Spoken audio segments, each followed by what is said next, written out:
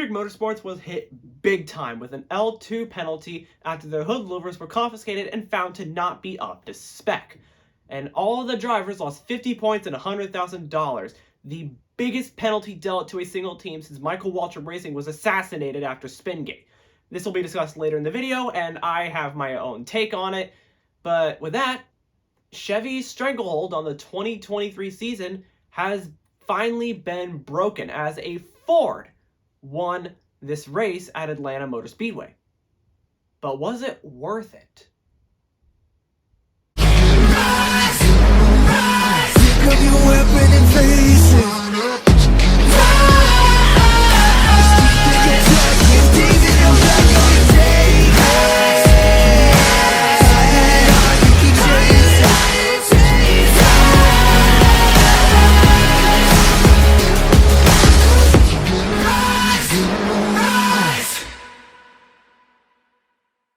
Delta 12, for racing and gaming join forces for your entertainment. Yes, I know this shirt says Winston on it. I was given to it by a friend of my father's who had some old NASCAR stuff to donate. So here I am, wearing this Atlanta Motor Speedway shirt from like 1983 or something. Early in the race, Bubba Wallace spun. Nothing new. Ryan Preece got penalized on pit road for speeding, I think it was. I don't really remember. Anyway, Christopher Bell and Martin Truex Jr. came from way back in the field to the top 10 and kind of hung up in there for a little while. Kyle Larson saved his car from wrecking, falling from 6th to 7th. That'll ultimately not matter later on. And Joey Logano, the pole sitter, led every single lap and won Stage 1. In Stage 2, we finally had a non-Ford lead this race in the form of Kyle Busch. But that didn't really last very long. His lead was only brief as the Fords took back the lead and ran away with it. Later on, Austin Dillon nearly missed the, for some reason, longer pit road, which Ryan Blaney later got bopped on for speeding. Reddick made a massive position gain with a fuel-only stop, and Austin Cindric managed to make an 11th hour pass to get the Stage 2 win. At the beginning of Stage 3, Tyler Reddick had to pit a second time because his fuel tank wasn't properly filled. Later on, Ricky Stenhouse Jr. took the lead, though that would eventually be fought over by Kevin Harvick and Denny Hamlin, who I think was the only Toyota to lead all day. Ross Chastain would eventually get into the mix as well, reaching the top 5 after coming back from 27th. At that point, the Penske cars started to fall back, and I breathed a sigh of relief. Later on, Ross Chastain was battling Kevin Harvick for the lead when something related to the air happened, and Chastain got just close enough to Harvick to spin him out without actually touching him.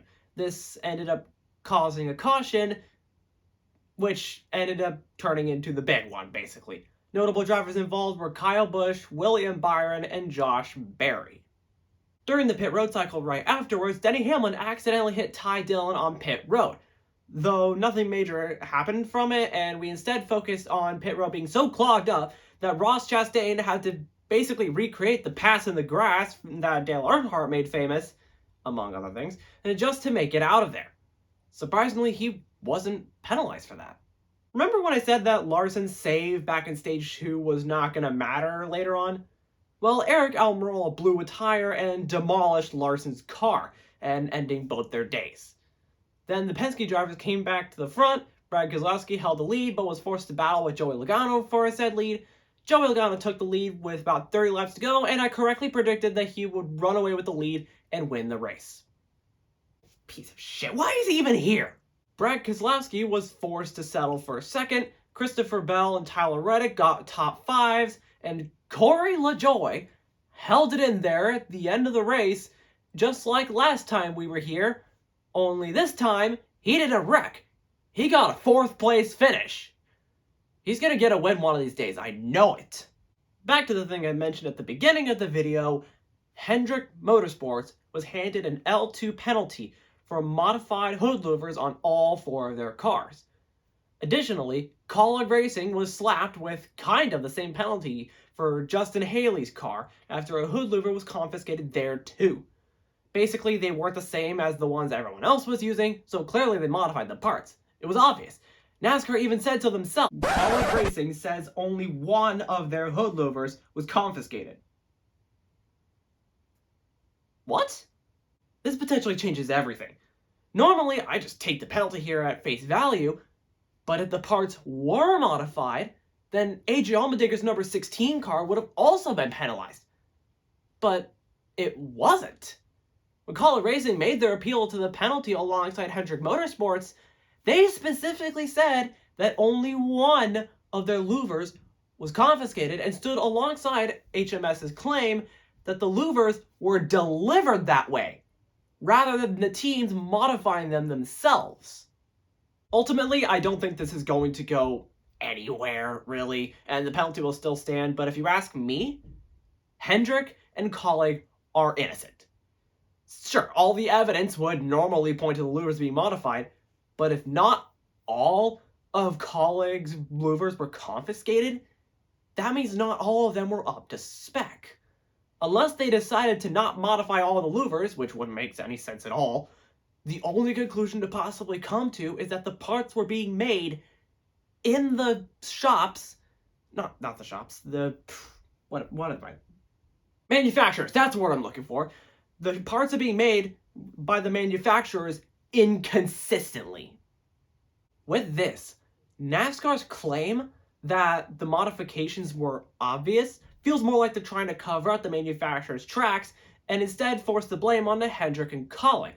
Now, I hope this isn't the case and that the penalties are reversed, because right now, it just looks like NASCAR is trying to stop Hendrick Motorsports from dominating the season. And I don't really like the fact that that's the direction this is starting to go. So to recap, Penske dominated, pit row was made longer for some reason, didn't stop people from speeding. Kevin Harvick caused a wreck that got multiple drivers out of the race.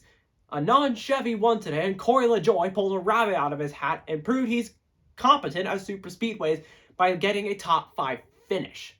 Oh, and the rookies didn't suck today. They got top 15 finishes. Just figured I'd mention that.